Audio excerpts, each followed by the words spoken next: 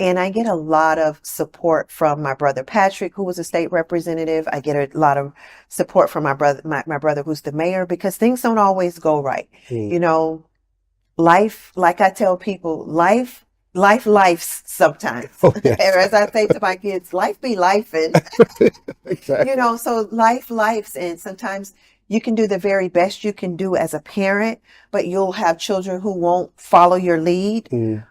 And you're going to go in the newspaper Hmm. as the parent. You're going to go in the news.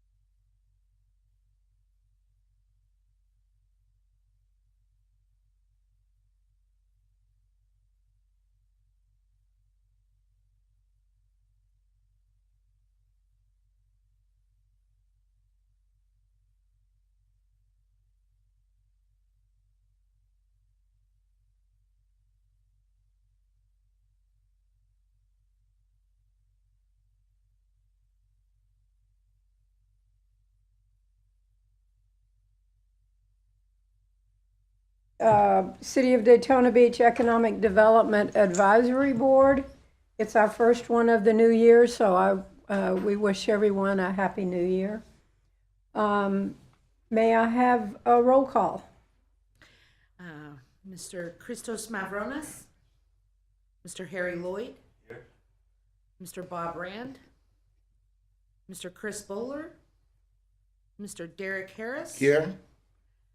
Miss Ruth Taggart, Miss Carol Killian. Here. Ex officios, Miss Keith Norden, Mr. Lou Paris, Miss Nancy Kiefer, here. Mr. Brad Harris. thank you for coming, everyone. Brad, we'll just start with you, Volusia County Economic Development. Well, good morning and Happy New Year to all. Oops. Good morning and Happy New Year to all. I don't have a lot to cover this morning, but I did distribute a document for each of you to at least reference. This is something that was announced in November. I wasn't sure whether the the board has discussed it yet, but this is the Volusia Innovation Challenge, and it is a new event for the county. It has been an event that has been in existence for our college students for over a decade. So the Innovation Challenge itself isn't a new name, but putting Volusia in front of it is. And what this is a county-wide pitch competition, similar to what you might see on Shark Tank, for all of our residents and our students that are over 18 years of age. And so it's a fun event. It's going to be hosted here in the Ocean Center. For those that wanted to apply, we opened the window for applications on the 6th of January, and that will continue through the 31st of January. And between that date and March 27th of this year, we will be judging applicants, putting together the finalists who will do live presentations at the Ocean Center on the 27th. So the goal here is to encourage entrepreneurism and innovation across our communities and give them an opportunity to expose those real fun, sometimes creative ideas that can become businesses and can produce jobs in our community. So that's a big event that's coming up, and that's what our focus is over the next several weeks. And that's really all I have to cover today. Have you had very many applicants so far? Or? No, typically the applicants show up about the last few days. Okay. We've Yeah. had 3 so far. Okay. We expect probably in the 40 to 50 range. Oh, cool. Yeah. Very good. And it's nice, those that apply that don't make the finals, there is a showcase that will occur in parallel with the presentations. So anyone that's eligible and participates will have the opportunity to showcase their idea also at the Ocean Center, so that those are that they'll be able to show others the idea, maybe investors if they're seeking funds to back their idea. So that showcase event will parallel the actual pitch presentations for the finalists. Oh, neat. Okay. It'll be a fun event. Thank you very much. All right. Question, tell me, how are you sending this information out to get more people to be involved? Well, we've done press release for just heads up. We've put it in our newsletter from the Economic Development Division of Volusia County. Several of our partners, like the chambers, like the municipalities, have been putting it in their newsletters. So it's going out almost on a weekly basis. There's a notice going out through one of the, we call Volusia Business Resource Partners, as well as press releases on occasion. We use social media, so it has gone out on Facebook. And I think, Nancy, I think others like the chambers have done similar things. So when you say press release, what, News Journal, Daytona Times, anything like that? Whoever picks it up. I mean, some of like the Observers, the News Journal, others will pick up that. Hey, this is very interesting. I know a lot of people in the community around here. We have quite a number of people that tell me, business ideas and different things. I know they would love to be a part of this. So I guess we got to just try to get the word out a little bit more right over here in the inner city portion. Mm-hmm. And I am open for other channels of communication that will reach the broader community, because we have a business community we're well connected with. Mm-hmm. But when you get outside of the standard business community, outside of the media like the news Or the Daytona Journal, Times, it we're would not- be good. What is it? The Daytona Times. Okay. Because normally that hits a lot of the black community, and it circulates. What they do is they put a circulation in all of the churches as well too, and barbershops and beauty salons. So that right there would really get a lot of eyes on it. So we could possibly make that connection. Thank you. That's we're That would looking for really those be- kinds yeah. of channels. So thank you. Okay. Yeah. One question, Brad, you attended the UCF Business Incubation Program in Eustis. Can you tell us how that went? The meeting on the other. Oof, On UCF, yeah. I noticed in the you're minutes. you're making me go back a few Oh. months here. That was kind of an inaugural event for that incubator. The Eustis Incubator is a brand new incubator, so they were trying to bring in a program to try to draw attention to that and increase participation. So three of us went to that event, Lou and I think it was just the two of us. But we went, and what we heard was a good program that covered legal, it covered startup requirements, it covered the UCF BIP program, the actual incubation program, described what it was. There was a nice group that was participating there. Many of them were early or pre-start type innovators and business entrepreneurs. So it was a good event. Showed us, what could be done if we tried to do something similar here. There were aspects of that maybe would be changed for us if we were to do something like that. So the takeaway really was we are doing the right things. There needs to be a greater outreach to the general community to increase awareness of our incubation program locally. We have this event, the Innovation Challenge, is one of those things we're going to use to try to get the word out into the community that we have an innovation support system here. And one of the in-kind prizes that has been offered in the Innovation Challenge is a free year in our incubator.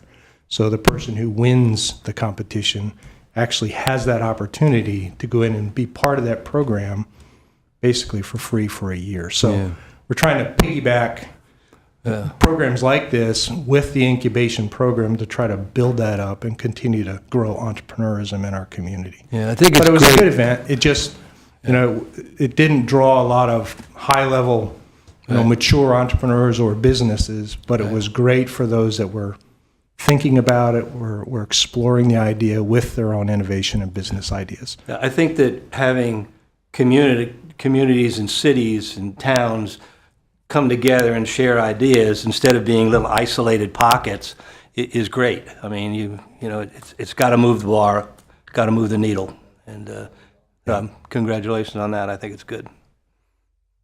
Anything else? Thank you all very much. Good report. Mr. Norden, hello. I'm glad you could make it today. I'm glad to. Thank you so much. It's a pleasure to see you and update the advisory board.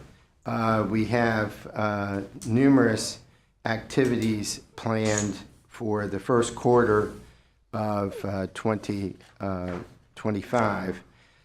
We're very excited about SpaceCom. SpaceCom is an international national show that will be going on the last week of January, and we invite all of our local practitioners because it is going to occur at the Orange County Convention Center. We have a very well-placed exhibit booth. We are looking forward to hosting 15 Australian companies there at the show. You read about them in the September minutes. They actually visited Central Florida and Space Florida and the Central Florida area. So they're returning, but it is an international show. And keep in mind, you don't have to have a launch pad to benefit from the companies that are there, because all the companies that are supporting the space industry will be in attendance at the exhibit. So this is our fourth year of doing it, and it's great that we can offer it up to our local municipalities to attend. Then on March 13th, we have our annual meeting at the Maury Husseini Center at Daytona State College.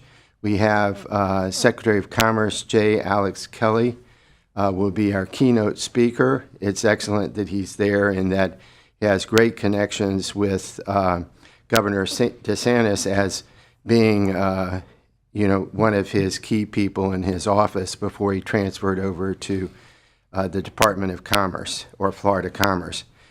Then in November, I was very pleased to be one of 6 economic developers around the state of Florida to be invited to join Governor DeSantis on his international mission. So it was a real honor for Volusia County to be in attendance. Rodney Cruz was invited too on behalf of Embry-Riddle, but a huge focus on aviation aerospace, which is so important to this city and this region. So it was a very active mission. We were sometimes out of the room by 7:30 and back at the hotel as late as 11. And about midweek, a discussion of a strike occurred with the participants that were the university presidents, key people, the CFO of Florida, all the secretaries, and they basically said, "We're not going to do this," but they did anyway. So it was, but it was so many meetings and so many great high-level activities, because when you have the lead governor of any state, it brings out the top CEOs of a country. So Governor DeSantis had a meeting with the Prime Minister of Italy and decided to open an office, geographic office in Italy for economic development. So it was a very, very high-profile meeting. Rather exhausting, but, I took a bullet for the Volusia County and the city of Daytona Beach. But we also are sponsoring, we're one of the sponsors of the Site Selectors Guild annual meeting, which goes all over the country, but is going to be in Orlando in March, the week of our annual meeting. But a group of regions around the state, the utility companies, and Florida Commerce are all sponsors of a pre-event where the consultants, there are 60 consultants from all over the world, will be hosted by us, and then a day event before the official start of the meeting. But it's a great way for Central Florida and Florida to get in front of these international consultants, so we're proud to be a sponsor of that. But there ends my report, and thank you so much for the possibility to update you. Well, you don't stay very busy, do you? Well, I was running a few minutes late, but I had a late night in another location. Yes, we heard about that, county, yes. Would you like to Yes, give and I us? do have a new staff member. I sent an email out to our community partners. We're very pleased to have our newest staff member, Manager of Business Development and Research. And he is coming to us with a great amount of experience, 10 years of experience with Career Source Central Florida in Orlando. And so worked very closely with a similar firm, a much larger firm, the Orlando Economic Partnership in recruitment and retention. So we're excited to have him. He started Monday. So And his name? Frank Jones. Frank, oh, well, that's an easy name. And I started to bring him, but I didn't know what time I'd arrive home last night, so I didn't want to offer that. So I will bring him to a future meeting. Oh, good. Yes. Very good. We're excited to have him. Any questions? Yes, I did want to say I was just in Wichita, Kansas, and they've heard about all of the work with aviation and different things that we're doing here in Volusia County. So I want you to know that the work is really being known all over the country. Oh, that's great. And they're known, in Wichita for doing aviation, but Oh, the huge. yes. So, and I saw all of that, but they said what Embry-Riddle is doing and different things that we're doing here. So the word is really getting out. So just Well, want we're you so to know. blessed to be in our geographic location, so adjacent to Kennedy and everything Yes. going on. And we have so many companies that are, while we may not be first here, we will have suppliers in the future for the space industry. Wow. I am concerned because this is personal, but my wife would not go to sleep Sunday night into Monday morning waiting for the launch. The shuttle? And it's like, honey, Yeah.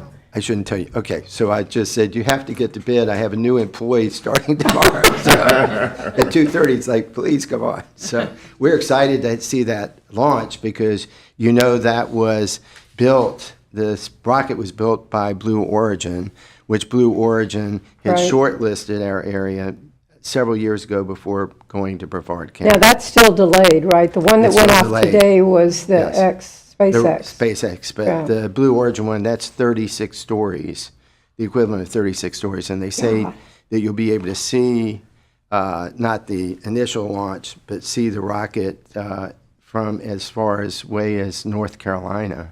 Oh, my So God. it should be spectacular. I guess she was right in staying up, but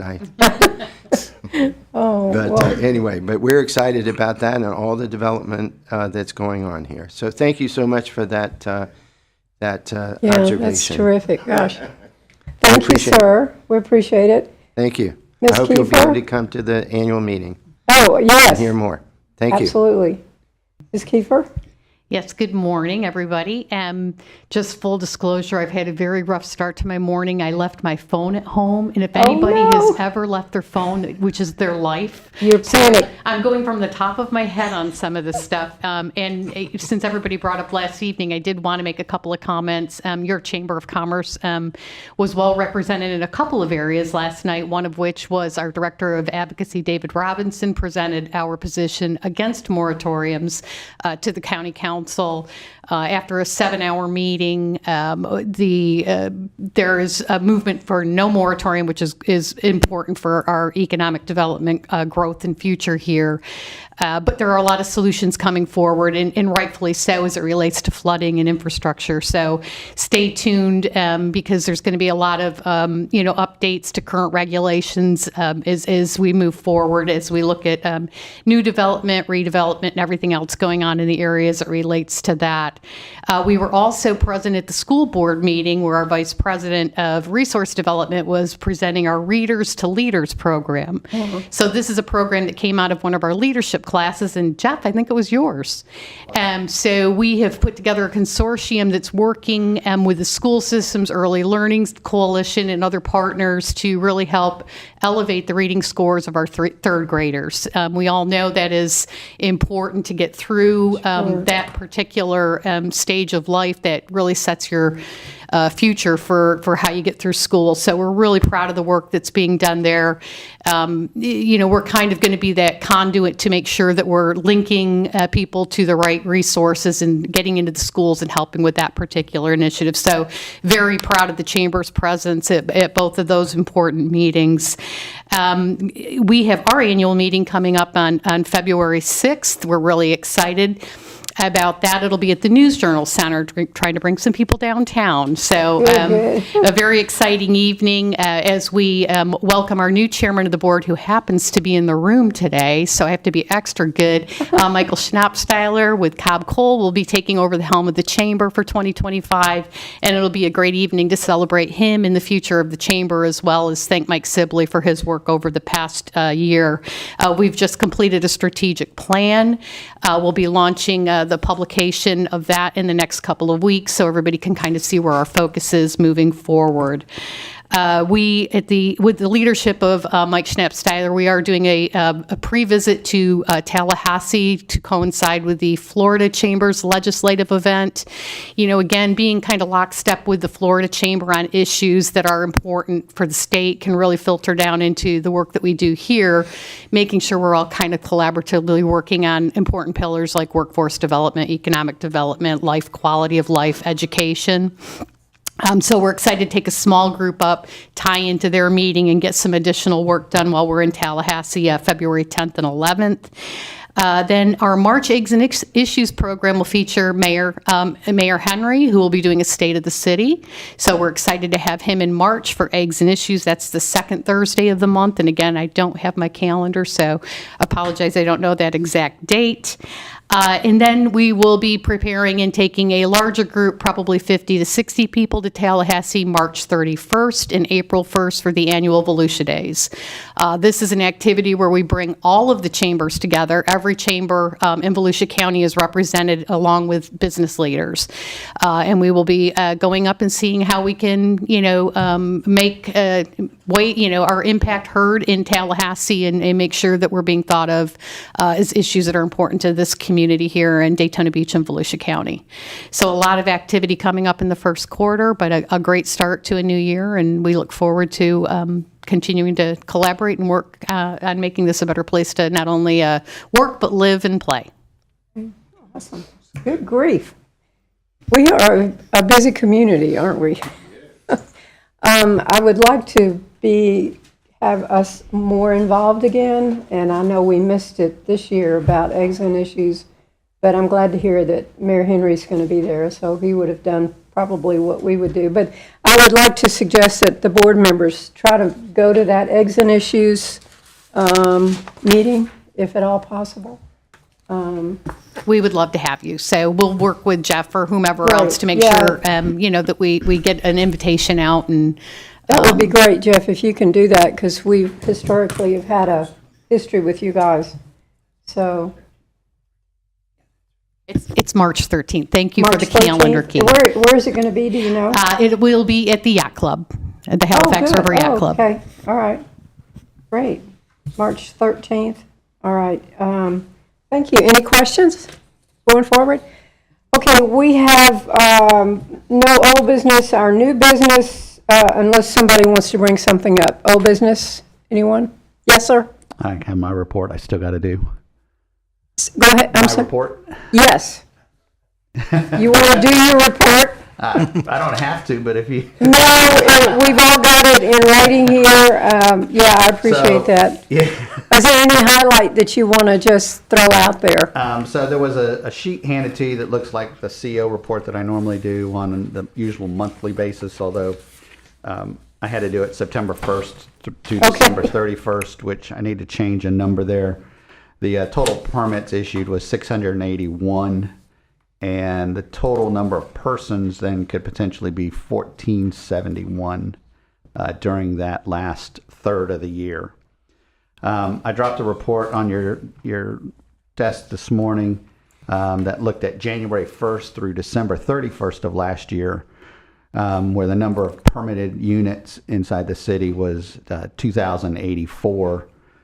Value of construction was $560 million to the city, and anticipated projection growth is 4,501 persons, which will probably take us close to almost 88,000 people in our next report that'll come out about August next year. Okay. It's down a little bit from 23. Is it down from 23? I'll have to go back and look. The issue because I remember first year I was here, I did a comparison across, I think it was several years. The city has changed its permitting program. Yeah. And so a lot of that data I'd have to go back and find and try to move forward. And then they split during the year. I think it was 23, we rotated from the old system to the new system. So I don't have a good number for 23, unfortunately. Just curious. I would suspect that it's probably down a little bit, just because of the economy in 2023 and the rates were not conducive to seeing a lot of construction. I will tell you that, which leads me into our TRT report for the last third of the year as well. We are seeing 2025 is a much more robust year at TRT than what it has been for the last year.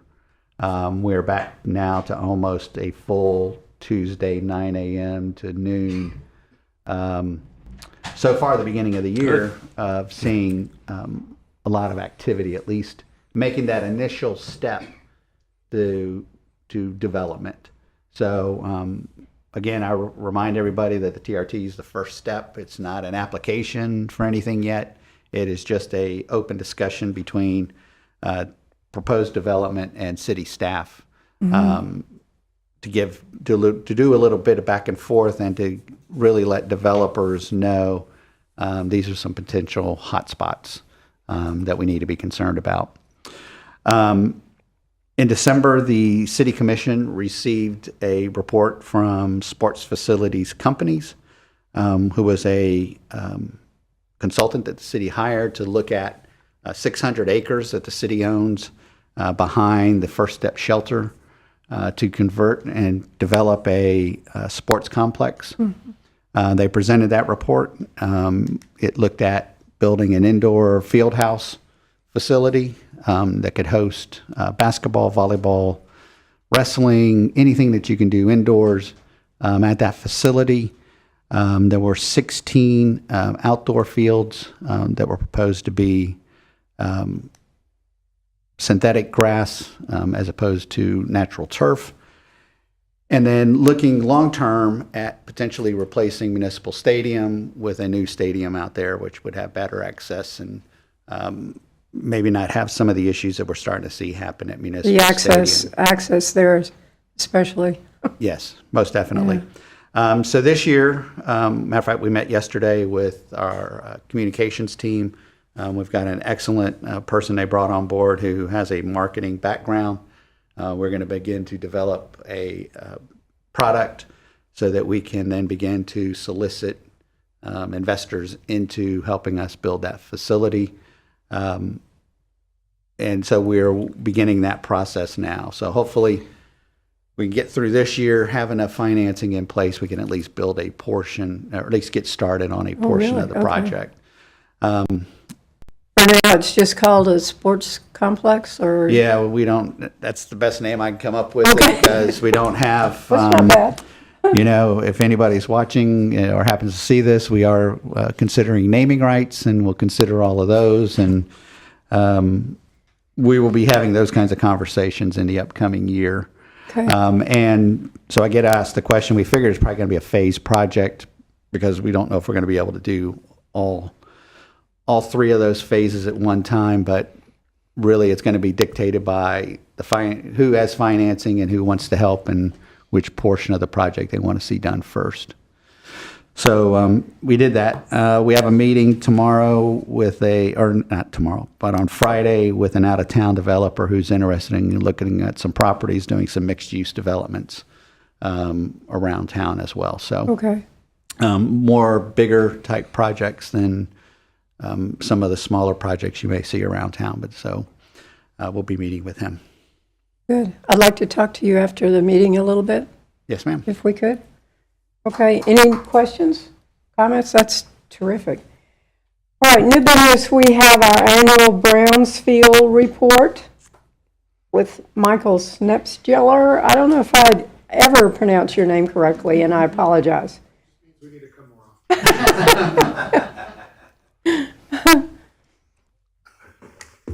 Good morning, everybody. Michael Schnapps-Tyler. So Schnapps, like the drink. Tyler, like Steven Tyler. Oh, Mary Tyler. I thought Yeah. it was Giant. No, the J is silent. So Okay. Schnapps, like the drink. Tyler, Mary Tyler Moore, Steven Yes. Tyler. Okay. We got it. Good. All right. Yep. So, Michael, and with me today is my colleague Jessica Gao. We both work at Cobb Cole 1 Daytona Boulevard, Suite 600. Doesn't roll off the tongue as easily as the old downtown address, but we still love it there. For those of you on the Economic Development Advisory Board, something the city did about 15 or 16 years ago was made you all also the advisory board for all brownfield redevelopments that happen in the city. So what we like to do with our projects is meet on at least an annual basis with our advisory boards to talk about what's going on with the brownfield sites that you all have in your communities. So Jessica and I are here today to present about three brownfield sites that were in existence prior to the end of 2024, and then provide updates on 2 new sites that we're working on towards the end of 2024 and the beginning of 2025.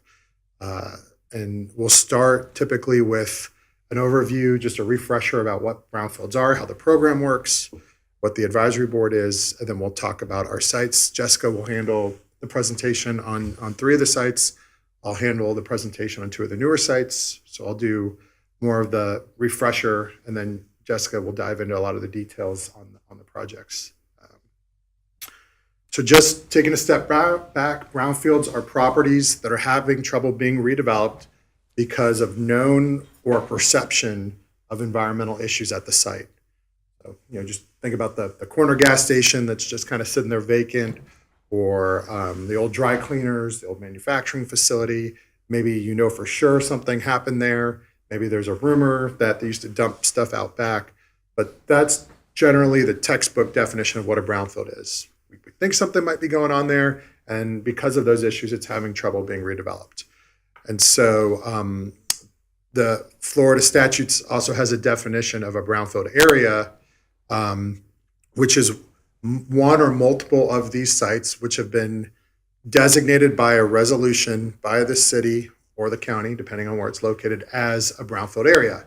And so, like I said, about 2 decades ago, Daytona Beach designated some large brownfield area tracts, some areas where the city felt like it was important to target for economic development and redevelopment. And then in doing so, established this board as the advisory committee for those properties. So the way Florida's brownfield program works is after that area is designated, a local government, a redeveloper, a nonprofit can enter into a contract with the state. And that contract is called a Brownfield Site Rehabilitation Agreement. It is a BSRA, is the acronym. We use lots of acronyms. You'll see them throughout the presentation. We've got some funny ones. BSRA, Perf Busser, person responsible for brownfield site rehabilitation. That's the party that signs the contract. So it's a voluntary agreement, but it does require at a minimum that party follow the same rules that apply to anyone who caused the contamination. So you step in, you say, I'm going to clean this up. I'm going to act as if I created the problem. I'm going to come up with a solution to clean it up. So that guarantees to the state that, not only is someone coming in to buy the property, but they're also going to do all the testing work, all the investigative work, all the remediation work that needs to be done to make sure that any redevelopment that happens is safe for that community, safe for the people that are going to live there, people that are going to work there, whatever the redevelopment plan is for the project. So it's not only focused on what's going on above the ground, but really focusing on what's going on below the ground. So this just kind of summarizes how that process works. For your all's knowledge, as the Economic Development Advisory Board, there are certain incentives that become available by entering into the Brownfield program. So one incentive is a job creation bonus. So you can receive up to $2,500 per job in tax refunds for cleaning up and redeveloping a brownfield site. So if just a easy math example, if you're creating a new industrial manufacturer coming into town, you take an old landfill and clean it up, you're creating 100 new jobs, you can apply for a $250,000 job tax refund. And what's really neat about the refund is it's one of the only incentives in Florida that applies to all taxes that the business will pay, but it doesn't get refunded by the local government, it gets refunded by the state. So let's say you paid $50,000 in property taxes to the county. The state, you show that you pay those taxes, the state will refund you that money. So it doesn't come out of the county's pocket or the city's pocket. It's all done by the state. The loan guarantee program went away. It's been phased out. It still exists for the parties that entered into the contract, but at a time you could enter into an agreement with the state and get a loan guarantee of up to 50% of the development loan. If it was affordable housing or healthcare, 75%. So lenders are always kind of worried about entering into loan agreements when there's a contamination issue. So this program, like I said, it's sunset now, but there's still some active contracts, allowed you to go to your lender and said, the state is going to guarantee half of this loan, which was a nice little incentive. And then there is a sales tax exemption on building materials for mixed-use developments that have an affordable housing component to it. So if the project qualifies as affordable housing, you can get a nice 7% refund on the building materials that you were going to build into your budget anyway. So there's some unique brownfield projects that Jessica and I are working on where we're really hopeful they'll be able to take advantage of that incentive as well, because that not only helps the developer, but with a lot of these affordable housing developments, not having to pay that sales tax means that the rents will be lower for the people who will be living there too. And then from a environmental kind of non-economic development perspective, the main three incentives for the Brownfield program are an actual regulatory framework, a set of rules to follow for how the cleanup works, and that's in the Florida Administrative Code. The DEP provides expedited technical review. Each step of an environmental cleanup involves review by the state of the work that's done.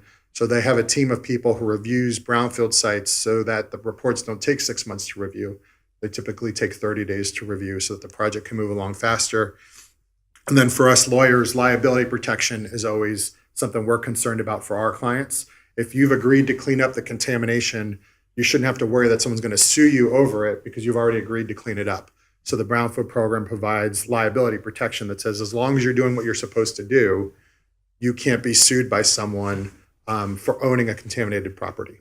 So that's a really important consideration as well.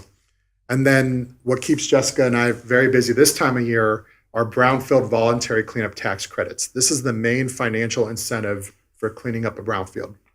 The state awards up to $35 million a year in transferable tax credits equal to the cost you spend to do the cleanup each year.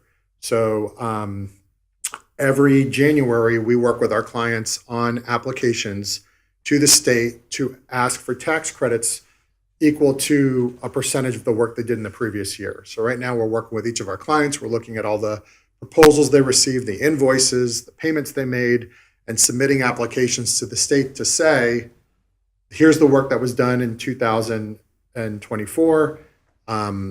This is the tax credit that they qualify for. And when the state issues that tax credit, it can be transferred one time.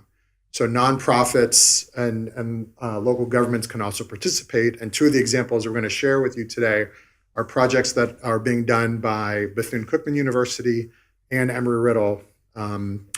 As nonprofits, they take their credits and they sell them for cash, so that if they spent money on their cleanup, they sell them, and then they get reimbursed for the work they did. And so this little table just kind of explains the different types of credits, more acronyms. Site rehabilitation is just your annual year-to-year cleanup. So using that nice even round number, let's say you spend $100,000 on cleanup, you can get a 50% tax credit, so $50,000 back that you can then sell to someone that has tax liability. And in Florida, our corporate income tax are paid by big businesses. Think of your Publixes, your banks, your credit card companies, your insurance companies. They want these credits because they'll buy them for maybe, a 5% discount or something like that. So then they're saving money on the taxes they pay. And then, like I said, the nonprofits, the local governments get their costs back returned. SRCO, another acronym, that's Florida's word for no further action letter. When your cleanup is complete, you get a site rehabilitation completion order.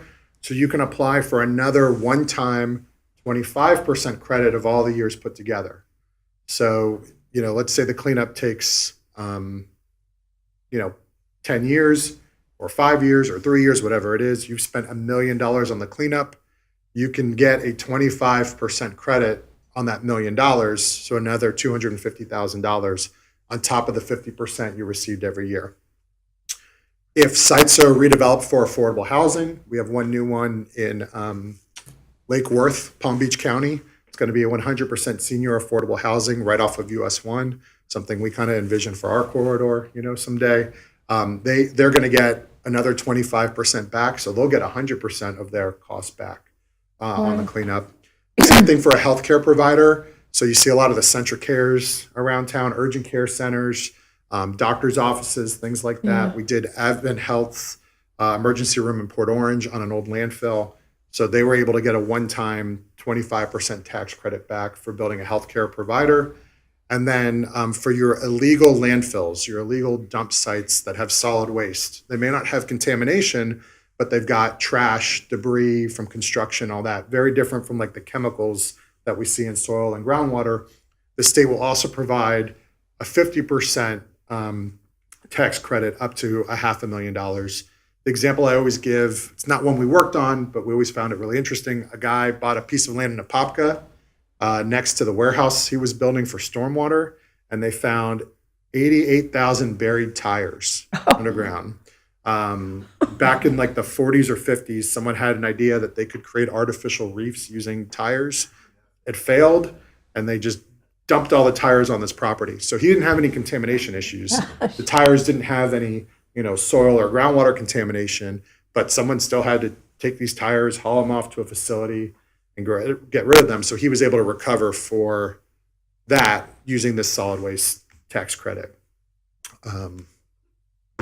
So turning to you all, so you all are the advisory board. The idea is just to increase knowledge and information about how brownfield sites are redeveloped. We're going to share with you what's happening with the 5 projects we're working on. So if you have any questions or comments or anything you want to tell us about, we're here. But really, the idea is to increase knowledge about opportunities for new businesses coming to town, community safety, and environmental justice, which is the idea that underprivileged and minority communities shouldn't bear a disproportionate burden of environmental cleanup issues, right? So you think of those big manufacturers that were located in the downtown and then they leave, and then the residents who live there are kind of left to pick up the pieces, right? The idea is by facilitating knowledge and talking about these programs that are available, it can help make sure people know that there's an answer to the environmental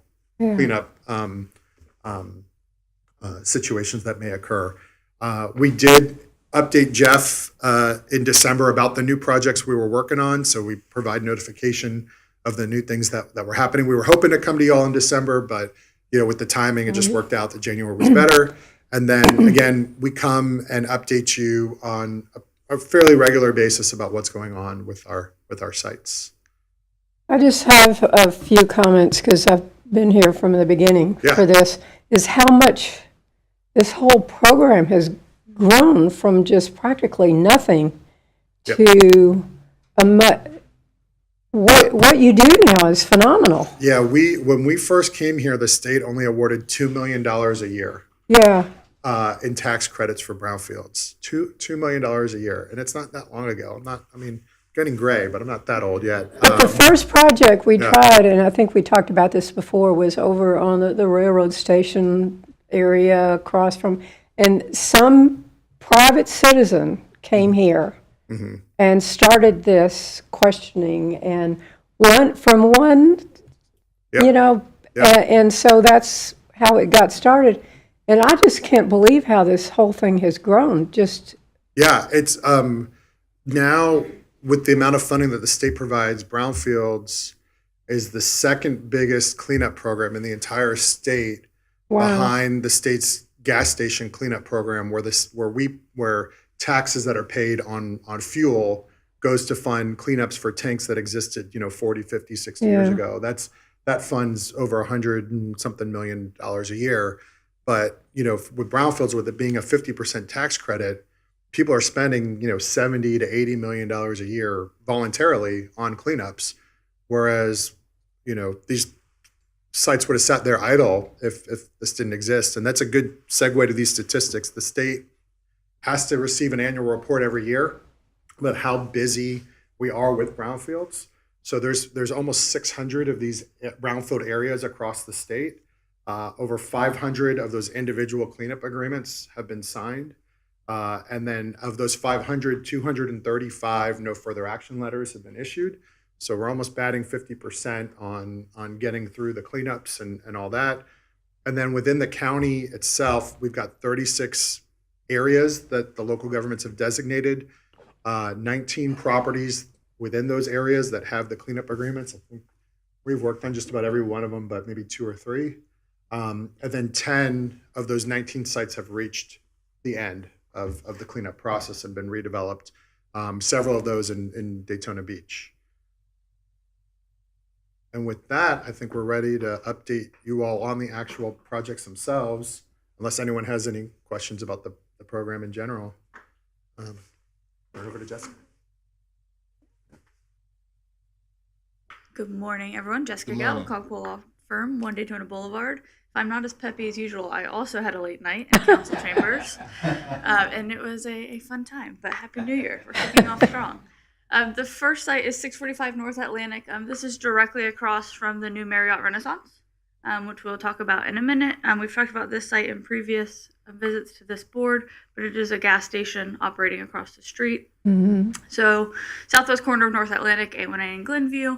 It is the first beachside property to enter into the program, which is exciting, but also has had its challenges. You know, we learn about tidal influence on groundwater tables and things like that we, don't deal with as often. So it is an operating gas station. It has historic issues relating to removed storage tanks.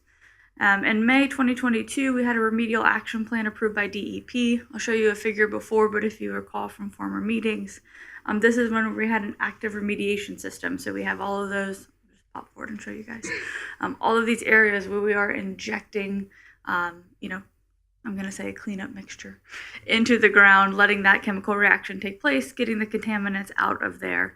I'm going to go back just for an update. So that's the Petrofix. It's activated carbon. It goes in. Magic happens, I'm going to say. The ground gets cleaner. We are now in the post-injection sampling, where we are just saying this is what happened as a result of the sampling events. And we are hoping to submit a closure plan to FDEP to get this one over the line to regulatory closure this year, which is really exciting. Like I said, that's just a figure from the active remediation plan showing where all of those injections occurred. The redevelopment plan, like I said, this is right across from the Renaissance. They are open. It is beautiful if you haven't been there. The restaurant is open, cast and crew as well. A shining jewel, I think, on our beach side. The future land use for this site is retail. The zoning is BR1, and so we're hoping to tie this into the kind of overall redevelopment of that area down the road. Like we said, there is a current operating gas station there with a lease. So that one is close to the finish line, which is exciting. The next one is 833 West ISB Brownfield site. This one is owned by Bethune College University. Bethune-Cookman University. It is along ISB.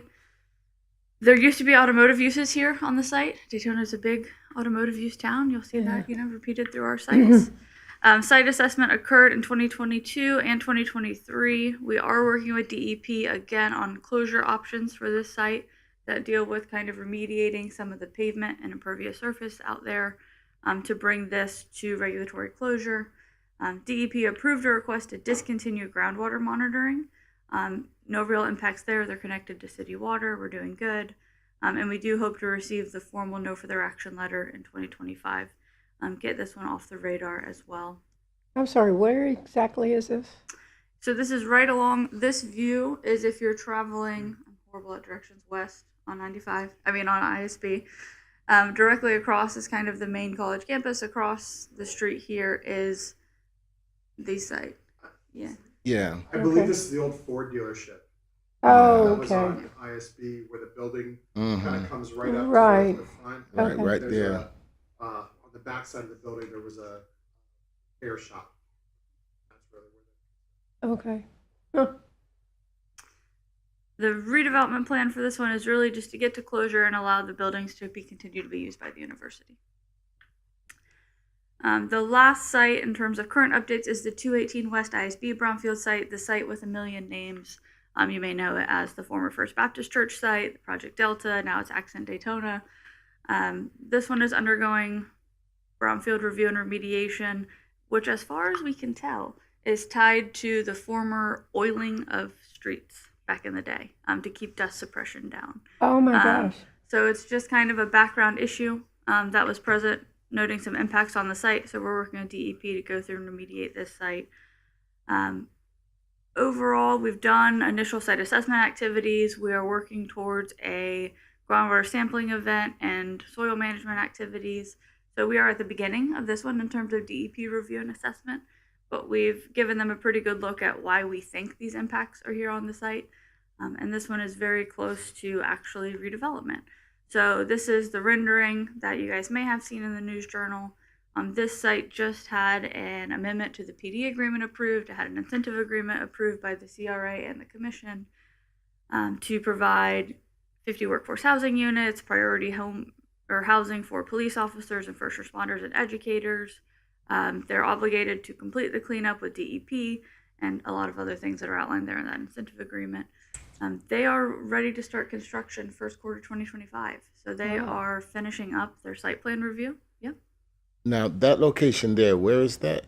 That is on the hard corner of Ridgewood and ISB. So if you know where Popeyes is, the site wraps around behind Popeyes. Wow. Yeah. That's where Wow. they're going to build that. That's- Does it go all the way to Bay Street? It does. Bay, Palmetto, ISB, Ridgewood. I think that's the intersection. This is ISB and Palmetto. Wow. Wow. That was my old church. I Yes. pastored that church on the Oh, corner. really? Yeah, Oh. First United Methodist Church. It used Yep. to be there with the big mural. Wow. It's Gosh. exciting. So sentimental. That's So they're going to start construction soon? As soon as possible. I've already got an email from them this That is morning saying, how's our site beautiful. plan? A review coming along. Oh, So they are anxious. They've owned the site for, I think, 2.5 years after Framework looked at this site before they moved to 400 Beach. So they're really ready. It's going to be an exciting and a transformative project here in the downtown. One other question. Maybe I don't know if Jeff, you would know about. Is this like for? This is not senior citizen living. This is like for what type of housing is this? Yeah, it's market rate in general. Oh, general. Okay, good. As part of the incentive agreement, they provided some set asides, and so it's that 50 units will be workforce affordable housing. So those rents will be set aside to people making 120% of the area median income. Beyond that, there's an unlimited number of units that police officers, if they enter into a courtesy officer agreement, get 50% off rent for 6 months. Wow. As a way to kind of bring in police officers to the community, get their retention rates up. And then of those 50 units, I think there were a few set aside directly to be awarded solely to first responders or educators. And so beyond that, I think we're right around just over 300 units. So the other 250 will just be market rate, bringing people down to our downtown. wow. Oh, good. Wow, that'll bring a lot of business traffic too, right downtown. That's going to be beautiful. They have a lot of addresses. Man. This is Palmetto and ISB. I don't know that it has an address assigned yet. Yeah, I say it has about 30 parcels right now that are being combined into one. Okay. But and that is the last update on the current one. So unlike the other two, this one's at the beginning of the DEP process, but it's pretty straightforward, so it'll move fast. And then Mike will go over our new sites. So again, because these sites entered the program at the end of the year, I think, when we come back either in December of this year or January of 2026, which is really hard to believe, we'll have a more robust update. But these are sites that entered the program I think both agreements were signed in December of 2024. So the first one is what we call the Bay Street Brownfield site. A lot of people have called this the Burgoyne block. So these are actually the properties immediately east of the site that Jessica was just talking about, that an affiliate of Brown & Brown, recently purchased. And so during our due diligence on this site, we discovered very similar soil issues to what occurs on the adjacent site. And again, the most likely culprit is, and it was actually a News Journal article that led us to the issue, is when these were alleys back there, they used oil to grease them so that the dirt roads and alleys would stay solid and wouldn't get kicked up as buggies and carriages and cars and things were first coming across them. And so the main issue is soil, because the paving that subsequently occurred kind of locked that impervious surface in. And so water wasn't coming in and pushing all the contamination down to the groundwater. So we've done extensive soil and groundwater initial due diligence, talked to the DEP about it. And so what we'll likely do is allow the impervious surface that's out there to remain in place, that serves as a cover to keep that impacted soil encapsulated. so that there's really no risk that, a kid could get hurt out there, because of exposure to the issues or anything like that. And so we think that's a good approach, a good business-minded approach, but also one that is acceptable in the DEP regulations that doesn't involve, tearing up the whole site, removing all that parking area that, we all covet for downtown, digging up all the soil, bringing in clean fill, regrading it and all that. So we think this is a good approach for that site. And we look forward to continuing to update you on that as we hear what the plans are for the area. The other site is one that you might be familiar about because the city signed a brownfield cleanup agreement for this site almost 17 or 18 years ago. And this is the old Clyde Morris landfill at the corner of Bellevue Extension and Clyde Morris, so just off the airport there. The city has been the responsible party for several years. And in December, the city and the university, Embry-Riddle, agreed that the university would join as a responsible party to help with the cleanup.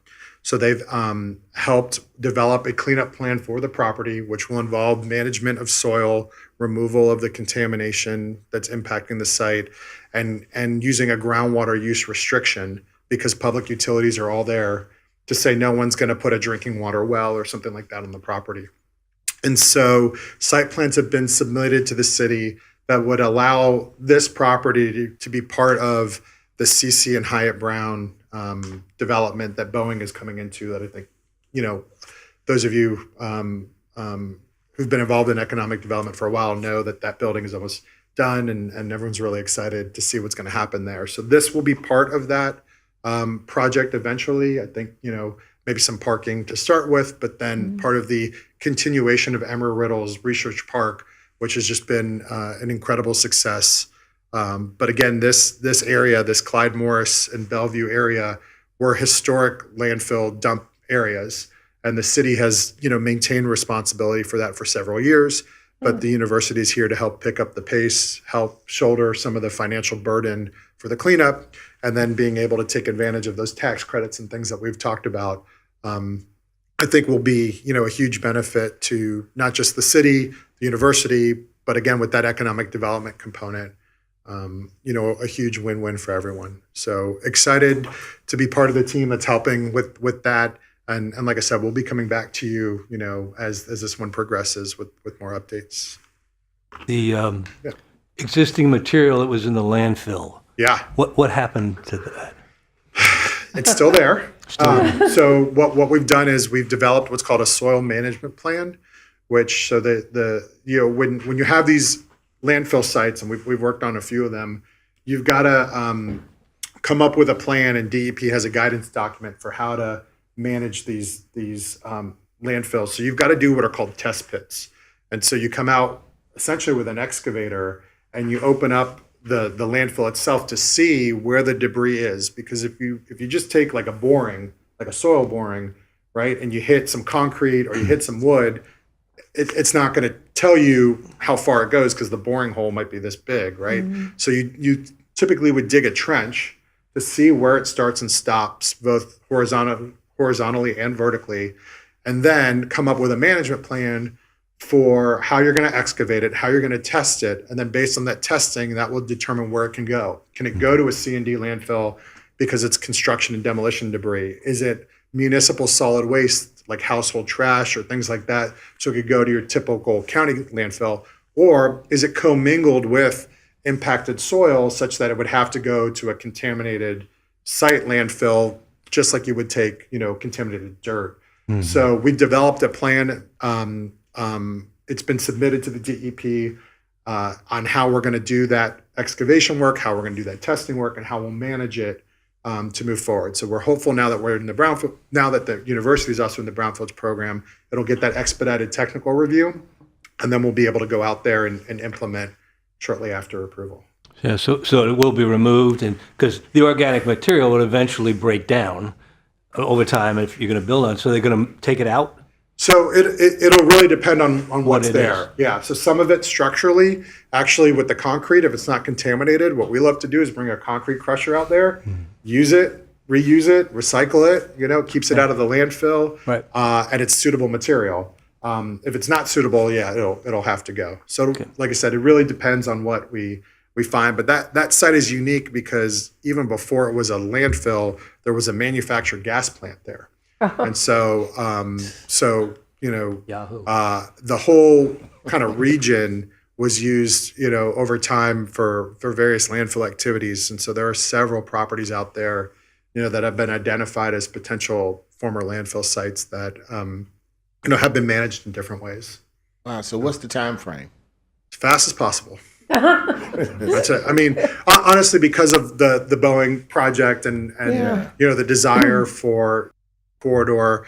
If you see, the county has done a lot of work on the airport along the Bellevue extension to move things along. And so this is kind of one of the holes in the donut, so to speak. So we want to move quickly.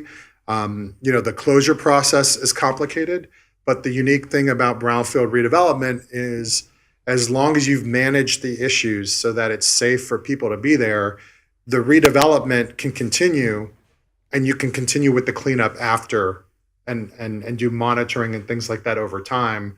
And so that way the cleanup doesn't get in the way of the redevelopment.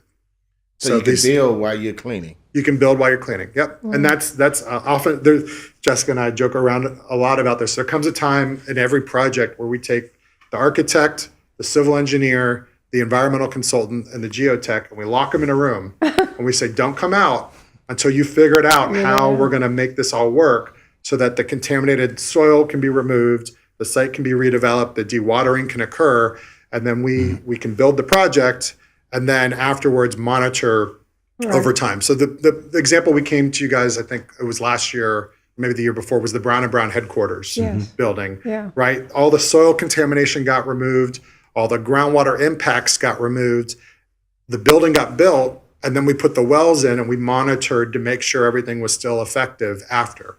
Because you can continue to do that groundwater portion of it as long as you've managed the risk and still allow the site to be redeveloped.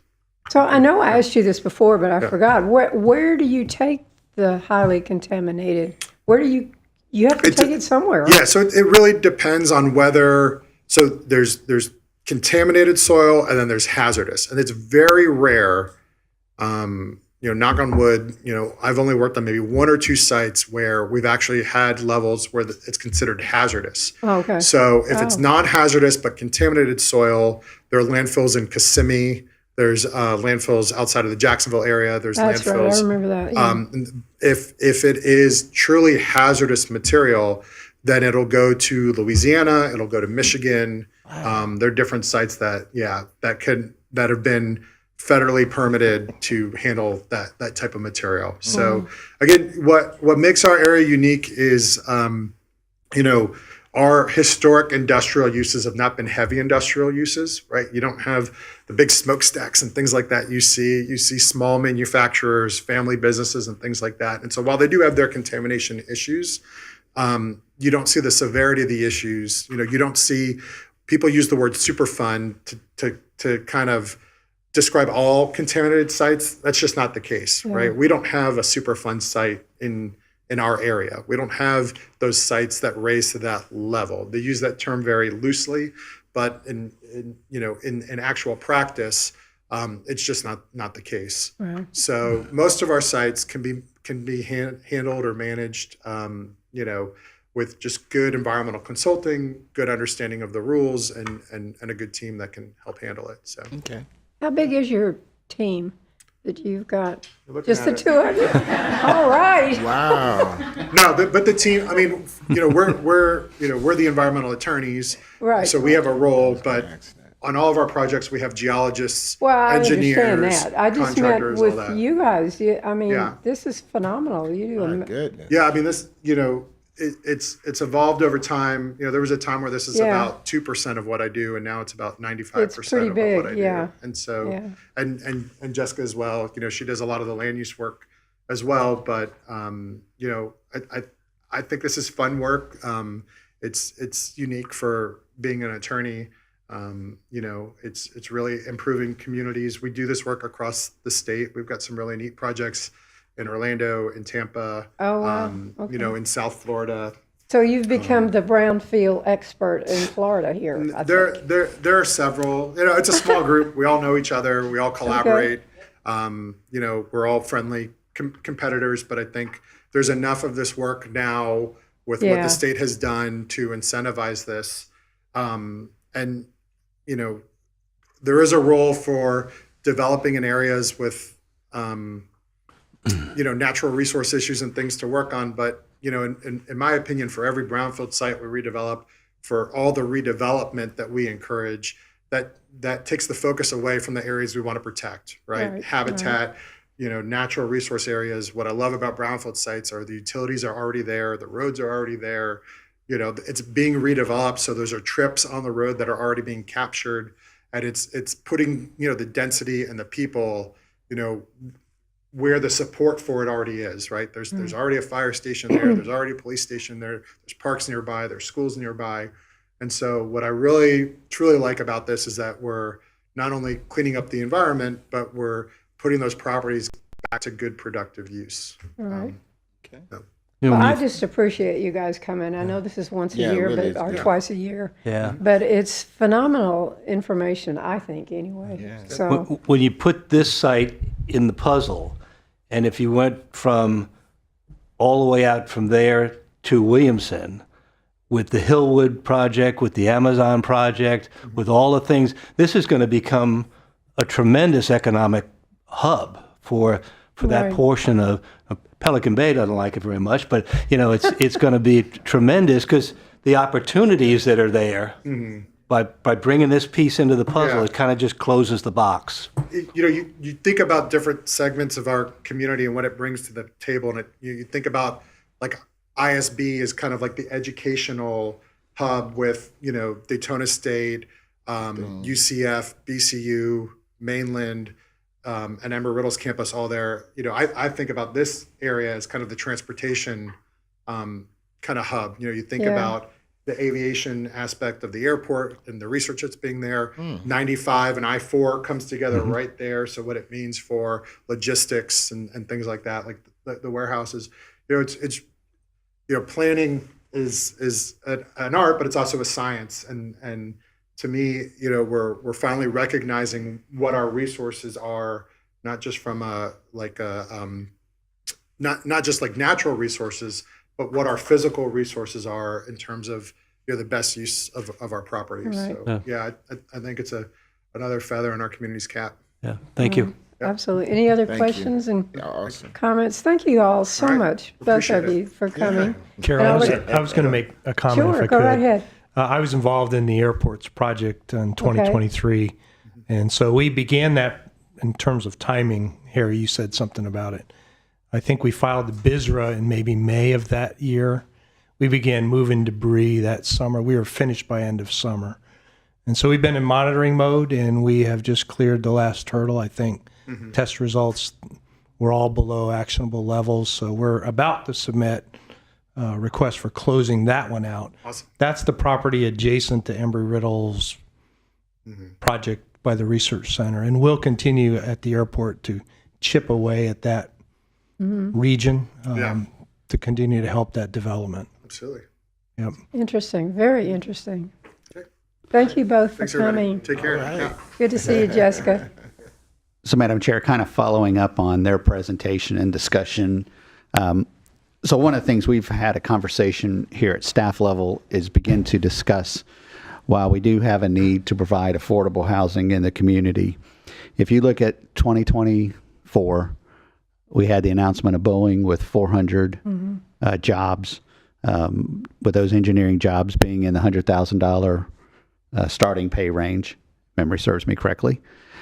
And then mid to late year, we have Aura Aero with 1,000 jobs, 600 of those being in the engineering and the manufacturing component of that group, also being at about 70,000 starting salary. One of the things we begin to have a conversation about is how do we look at the development that's coming in and making sure that those developers that are coming in are providing the housing that within a very short period of time, within 5 years, we're going to have close to 1,000 new jobs in the marketplace. And how do we keep those people here? Right. And so what's the housing that those individuals want to have and want to live in, so that we don't have, and especially dealing with recently college graduates, the allure of Orlando, and saying, well, you know what, I could live in Daytona Beach, but, you know, I want to live in Orlando, you know, I want to be able, or maybe even Lake Mary or Heathrow, or, you know, I'll live midway. How do we make sure that we can do what we're needing to be doing to keep those individuals here in the community, so that we're not just producing jobs, and in effect that money leaves the community on a daily basis and goes down I-4 to Seminole County in particular. So those are the things that we're looking at, and how do we begin to have those kinds of conversations with developers. That's some of what we need to focus on, as well as not just our affordable housing component. And if I could, just a few minutes indulgence of the board, let me go back to our sports complex to discuss some things further. So the idea behind the sports complex from an economic development perspective is, how do we build a facility, and what does that facility look like that can generate economic development for the community, while at the same time providing an opportunity for the citizens to have a facility to use during the week. And so that was our main goal. Also, we were very cognizant. We brought on the CVB as part of the review team to make sure that we don't compete against the Ocean Center, but how do we complement the Ocean Center, so that when we look at the tournaments that they host, being able to host, and I'm just going to throw a number out there, say 50 teams in a volleyball tournament, with our facility plus their facility, now we're able to do 150 teams. And so that was also in our mind. So there was really two things that we were looking at. How do we build a top-notch quality facility that's tournament level, that will help the economic base of the city, especially during the downtimes, but also provide something for the citizens available to be used at none or low cost. But then also not competing, but complementing the other facilities that are currently in the community. Excellent. That's really why I want to talk to you once we're done here, because you don't want to have structures and fields and sitting quietly in between some of these large events. That was one of the things I was going to ask about. Yeah, and that was, and that's definitely part of what our team was focused on when we were looking at and having conversations with the consultants, is we don't just want to have a facility that's locked up 5 days out of the week, and then on the weekends, it's go, go, go. Right. But how do we make this facility available so that anybody during the day or during the week, or any time that's not really used, if we have a weekend at the tournament, we're not hosting a tournament out there, that it's available for the community use as well. And so we've looked at how do we, one, make the facility as flexible as possible. So that's why I mentioned the synthetic turf. You can very quickly turn over one of these synthetic fields from a soccer field to a baseball field. Right. And so, the flexibility, but then also the ability, when you have natural grass, the turf fields, you have to give them time to recover. And so that's our purpose of looking at those. Plus, also don't have the potential of, it rains a solid week before a tournament and the fields are soggy, and we don't have that component also to deal with. So we try to envision the facility being as flexible as possible, as user-friendly as possible to not just the tournaments, but also the citizenry as well. Well, I think it's fascinating, and I hope that we can get more reports on that as we go forward. We've had a very long, very interesting meeting, and I appreciate everybody coming today and your patience. And let's read all of the minutes from this meeting. I think it'll be very interesting. So, any other comments? We'll go around the room. Nope. Okay. Well, thank you again. Yes. You had a comment? Sure. Yes. Well, first, just really quick, just want to say this about the different businesses that I deal with. About 30% now of the people that are coming in are working from home. Oh. And they have businesses. They work in Chicago, New York, different places like that, but they love this weather down here. And so what's happening is that just like a basic one-bedroom apartment, and like $2,500 to $3,000 a month, and housing is really increasing. However, when you have those individuals that are trying to work these facilities, like if you have a sports play, you need people working at restaurants and different things such as that can't really afford $3,000 to $2,500 a month. So we really need to make sure, yes, we want to bring, and I see how fast the city is growing, and we want to bring the income in, but you're still going to need those individuals that work with implementation, that are going to be their workers. We have to make sure that we always consider being able to have some type of housing for them. I just wanted to just say that.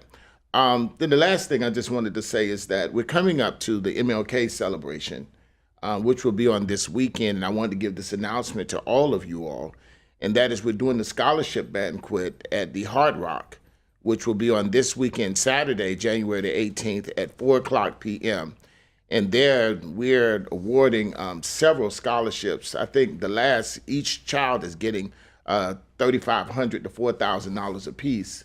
We're going to be awarding those scholarships then. And then on the next day, which is Sunday, January the 19th, the entire city, they'll be at our church, my church, where the mayor and several of the pastors, even in South Daytona, Whitechapel, just Our Lady of Lords, all of them will be there. And what it is, it's called 7 Words from the King. And what I did was, several years ago, I started a program where we take 7 speeches of Dr. Martin Luther King, and each one speak for 5 minutes or so and elaborate on what Dr. King was saying. It's a huge event. Even Campbell Middle School Choir, all of them will be there.